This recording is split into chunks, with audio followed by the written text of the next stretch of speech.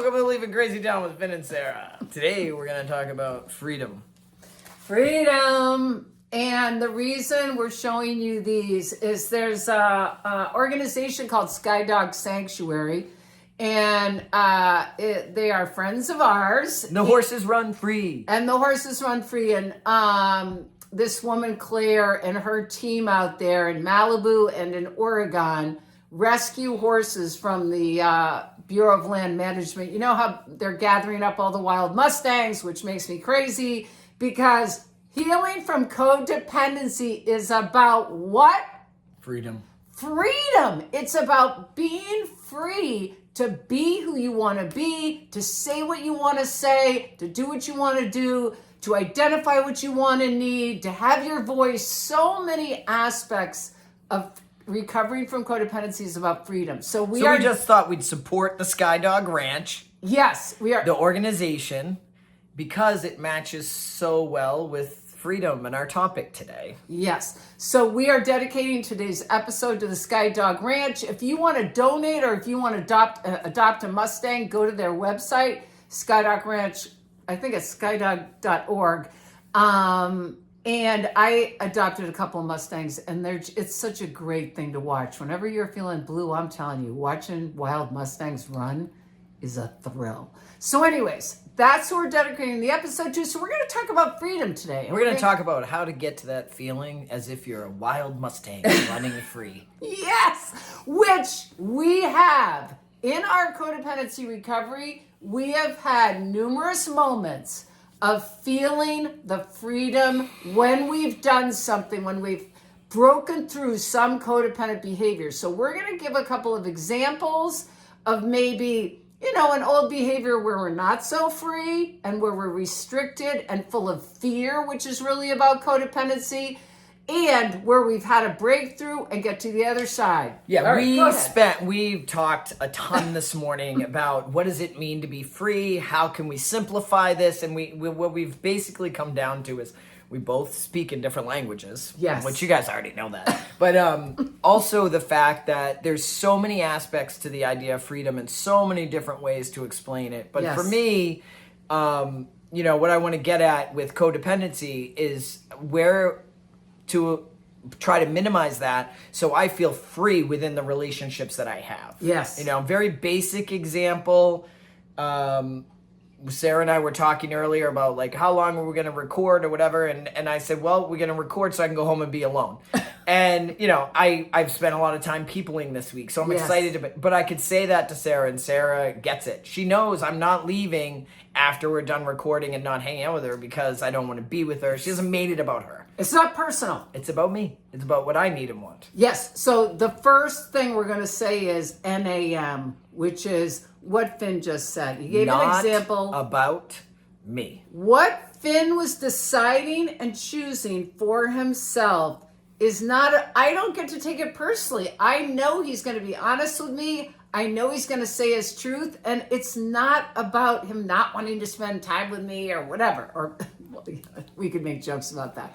But that's a huge, that one thing. Think about that, you guys. Have you ever said yes to something when you wanted to say no? Have you ever, as someone said, oh, geez, could I stay at your house for 2 more days, even though I don't? And you're like, sure, even though part of you is like, no, I really don't want that. So can you speak your truth? That's basically what we're talking about is the first tool right this second. Can you say what you want, say what you need, mean what you say, all of that? Okay, step 1. Go ahead. To saying what you want is and saying what you need and all those things. Yes. Is knowing what you want and need. Now, to get to the place where I know what I want and need, I can't wake up in the morning and be like, oh, I want to leave Sarah's at noon and, oh, she's going to be mad. Now I'm like angst, right? You're in a spiral. I might know that I want to leave at noon, but I've very quickly covered it up with everything about Sarah. How's she going to feel? How's she going to whatever? Now, if I keep it very simple, like what do I want and need? And I just separate from all those feelings. I tolerate the feeling that Sarah might be upset with me or whatever. I can tolerate that enough to let what I really want to rise up within me. Does that make sense? You might It have makes a better total way to sense. explain that. And I'm going to give another example because I had a crazy spiral this morning, and it's something. And I know I've written a book, and I know I'm shocked when this happens, but it did happen to me this morning. And then we got to the bottom line of it, which is what Finn is just We might call it a spiral because normally, when we're calm, we're sitting, we're still, we can hear things. And when we spiral, things start popping up. Yes. And we're like, oh, I wonder about this or whatever. Yes. So when Finn says the first step in really being able to be free and speak our truth and all that stuff is identifying what is going on with us. That's the first thing. And as Finn often says, come into your heart rather than your head. And when we're spiraling, it's typically a thinking spiral. And I often say that obsession is a way to move away from our truth and what we're feeling, which is really looking back what happened to me this morning. So what happened this morning is I had plans with Finn. We hadn't really concluded kind of how late we were going. Then my sweetheart wanted to do something this afternoon. I was thinking about, geez, what time did we do that? Then my son was sleeping and we were going to be here. And I was like, oh, are we going to wake him up? And then someone else wanted to do something. Yeah. Then someone else I needed to, someone else was texting about. And all of a sudden I got into this total spiral of what everybody else might want and need. And that's where you can never get peace. Okay. Because the fact is, that's not helping me. Obsessing about, and you do this too. You sent a text out and you're like, hey, what are your thoughts for this afternoon? Because you want them to make a decision and hopefully it'll fit with what you want, right? Yes. And then that's huge. When do we get resentful? When they say something, like they make a decision that you don't want. Yes. That is a tool I have really learned where, oh my God, I was going to send a text and go, hey, what are your thoughts? And then I realized, no, you're just wanting him to make a decision because you feel uncomfortable. And Finn said a brilliant thing this morning, which is, sometimes when we're in a spiral, it's because we know we have to set a limit and we don't want to. And the crazy thing about a codependent spiral is I literally didn't even know that I didn't want to set a limit. I didn't even know that I was uncomfortable. So that's why. So you didn't know. So basically, Sarah wanted a little time for herself this afternoon. Yes. Not to share your information, but that's that piece is important because that was never even came forth until you realize oh, they're going to pressure, this one's going to want to do this and I'm not going to have any time. And when you stop and you go, wait, what do I want? What do I need? Then you calm down enough, you get away from thinking about what everyone else wants, and all of a sudden you're aware, oh, I need a little time to myself. Yes. So you can then write a text that says, yes, I'm available. Yes. After this hour or whatever. So you're just saying what you want and what you need. All right, but that was definitely the process. And I think the missing piece sometimes, you guys, which is so, so critical, is like we're saying, get out of when you're in a spin or an obsessive thinking pattern, you need to stop because you will never get the answer from thinking more. Where you're going to get the answer is by quieting yourself. And really, we always have the mantra, what do I want? What do I need? And what I realized, like Finn just said, is, oh my God, I was feeling, and I want you to think about if you feel this in your life. I was feeling all this pressure. And when I feel this pressure, I get sick to my stomach.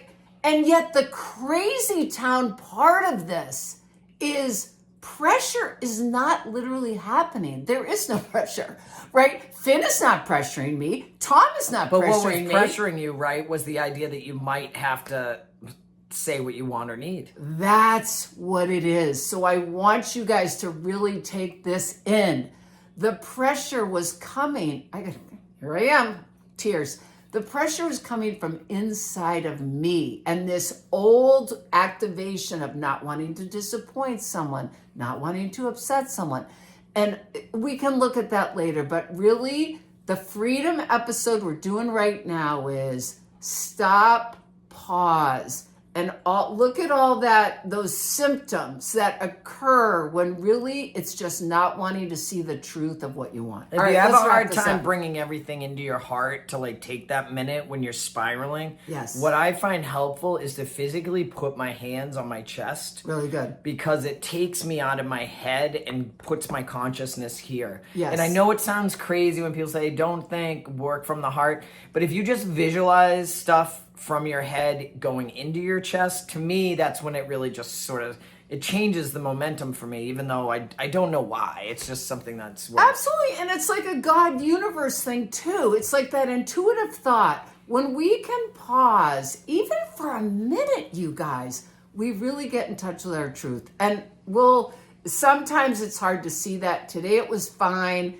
And you know what? Then there's peace. And that's what we're going to talk more about too, is codependency inhibits self-expression and peace. No. It inhibits joy, it inhibits energy, and just peace of mind because you're crippled with anxiety with spinning. Now, I just want to point out before we end that when you start this work, I think I'm going to say this every video. Yes. When you start this work, yes, it's going to feel uncomfortable. Yes. Because it's new behavior. Yes. But believe me or not, I can only speak from my own experience. The more you practice it, the more you articulate your wants and needs, the less you spend time worrying about what everybody else wants. And you can do this kindly. You don't have to be rude, like, no, I'm not going to spend time with you. Yes. It gets easier.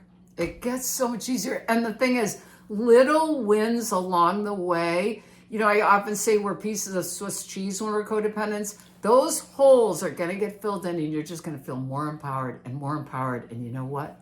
More free. Freedom, baby. Freedom. Go to SkyDog Sanctuary. We love you. Fasten your seatbelt. We're leaving CrazyTown.